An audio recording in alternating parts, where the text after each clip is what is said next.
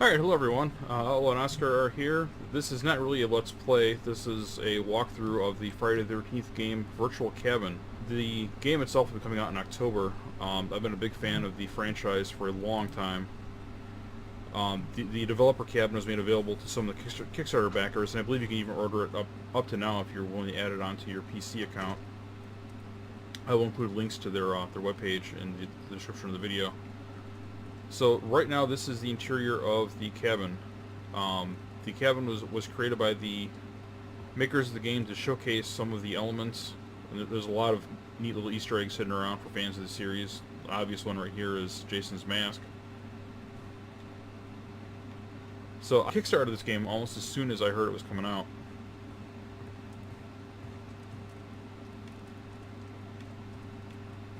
So here on the table over here is some references to my personal favorite movie in the series, Part 6. These are some of the books that Tommy Jarvis used to do research on how to defeat Jason.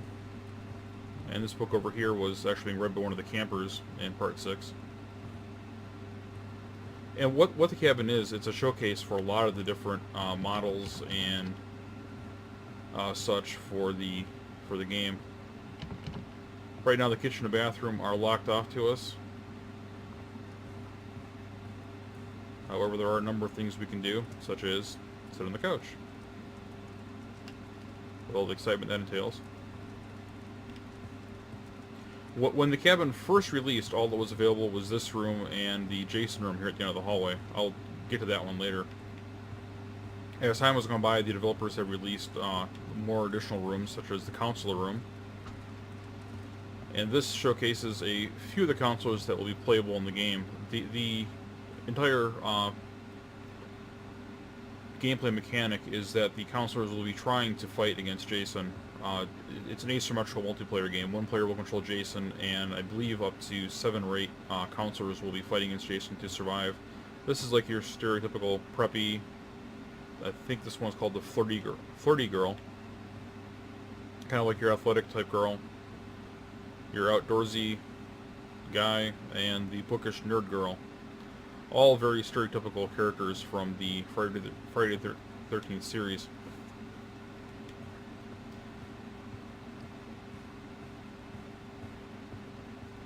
The developers of the game are huge fans of the game, which is evident in their media. If you check out their website or their YouTube page. And over here, some more references to Part 6, Sheriff Garris and the Karloff's grocery. And there's the radio, which has some music tracks on it as well as developer commentary. I'm not going to go through all of these right now. But there's a handful of developer tracks and a couple tracks from the actual game soundtrack done by Harry Manfredini, which fans of the series might recognize as the guy who did most of the soundtrack for the first couple movies, as well as the iconic Jason theme.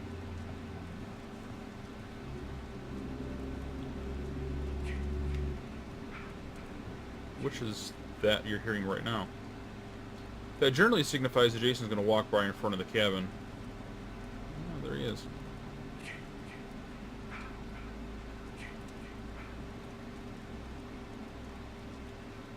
Now, since this is only a demonstration cabin, Jason does not actually interact with you. He will occasionally walk by, as you just saw, and every once in a while you can hear him rattle doors in the cabin trying to get in. But in all the time I've spent in here, he's never actually gotten in. Now, this room has some references to Part 8, the SS Lazarus, the ship that magically makes it from Crystal Lake to New York City, which I always thought was kind of a joke, as well as the album of one of the characters that was killed in Part 8. This room is the item room. It showcases a lot of the items in the game.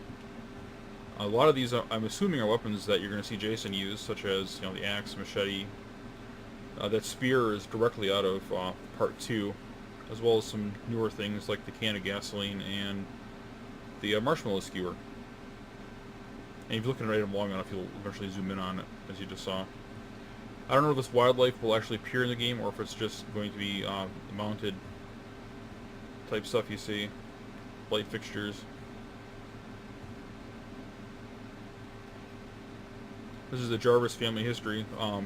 In parts 4 and 6, Tommy Jarvis played a huge part in the game.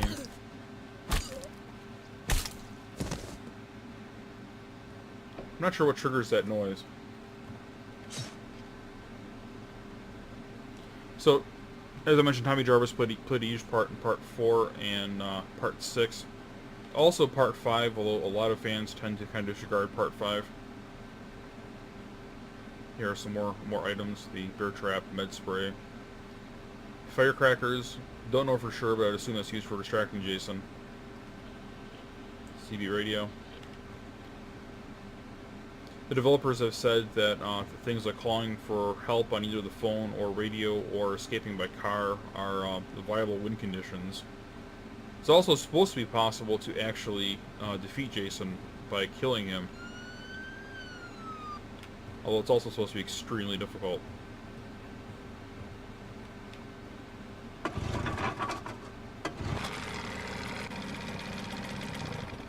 So, for those of you that have seen Part 6, this looks very much like the rowboat, or, motorboat that Tommy Jarvis took into the lake to fight Jason at the end of the movie, including the engine and propeller that gave Jason the scars on his face and damage to his mask that you see in Part 7 and later, which I'll showcase now going into the Jason room. This room was created to showcase the various versions of Jason that will be appearing in the game. As another kind of callback to one of the movies, this is the bicycle that I believe the crazy character in parts 1 and 2 used. The older guy that went around telling everyone they were doomed. So going in chronological order, this is the Jason from Friday the 13th Part 2. A lot of people don't realize that Jason first appeared wearing a potato sack on his head, but this is the so-called sackhead Jason. I was excited to find out that he's going to be in the game, because even though Jason's become much more associated with the hockey mask, I always thought it was a nice callback. And this is the Part 3 Jason, the first appearance of him with the hockey mask, in the sort of gimmicky Part 3, which was also filmed in 3D, which I'm sure will surprise no one that knows me. I own the 3D version with 3D glasses. And then Part 7. This is the first movie that Kane Hodder appeared as Jason. And Kane Hodder's actually doing the motion capture for the video game itself. Kane appeared in Part 7, Part 8, Part 9, and Part 10.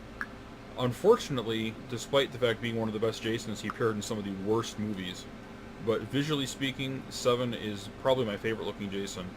There's the damage to the hockey mask that Tommy Jarvis gave him with the motorboat, and just the overall decomposed zombie Jason look that he had from sitting at the bottom of the lake until the events of the 7th movie. Now, the Jasons that would appear in the game were chosen by a poll done for the Kickstarter backers, which I kickstarted the game, as I mentioned earlier. The other 3 that will be appearing later are going to be from Part 8, Part 6, my personal favorite entry in the franchise, and Part 9. Part 9 was not one of the better movies, although visually speaking, that was a pretty good looking Jason. This one down here, I'm assuming is going to be held for the unique Jason that will be released for this game, which Tom Savini himself will be designing, so I'm really excited to see what that's going to look like.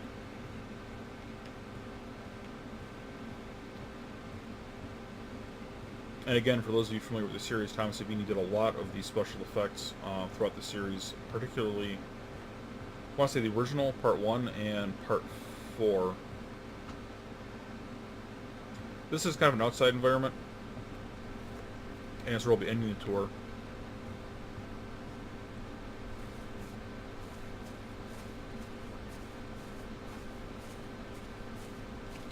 Now again, there's some great callbacks to Part 6. This is the car and the credit card from one of the more memorable kills, for those of you who've seen it.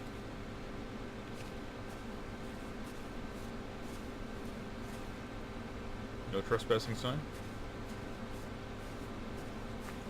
There's a little campsite here. You can actually sit in the camp chair and watch the fire.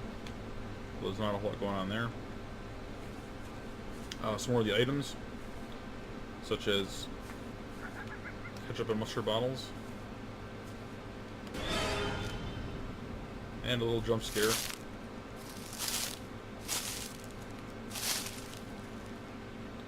Apparently Jason's already been here. Now I'll go ahead and wrap up the short video with a visit to the graveyard, which contains the grave of Pamela Voorhees. 1930-1979, at rest. Which those of you that have seen the first movie, you know that she was the killer instead of Jason, which kicked off the entire franchise. So it's a nice kind of a little homage. That's it. That's pretty much what the virtual cabin has to offer at this time. I might post a later video as they unlock more of the rooms and items. But for now, I will see you later. Please click like or subscribe.